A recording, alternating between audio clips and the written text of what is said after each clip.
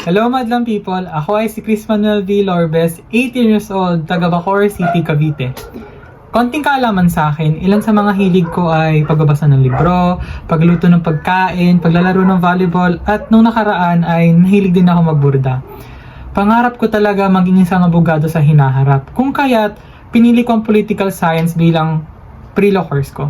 Dahil sa pagkakarinig ko maganda daw itong pre-law course. Bata pa lang ako, may hilig na talaga ako sa pag-aaral or pagkatuto sa mga bagay-bagay. Curious ako sa mga paligid ko kung kaya't naghahanap ako lagi ng sagot sa mga katanungan sa isip ko. Hanggang ngayon, pinagpapatuloy ko ang nakaugalian kong yun. Kaya ako ay nagawa rin ng iba't ibang parangal noong sa elementary at high school ako. Masasabi ko na ako ay isang determinado at porsigidong tao pagdating sa pagkamit ng kanyang pangarap. Ngayong kilala niyo na ako, wow, joke lang. Ngayon kilala niyo na ako, sana ay makilala ko rin kayo at sana ay maganda ang pakikitungo natin sa isa't isa.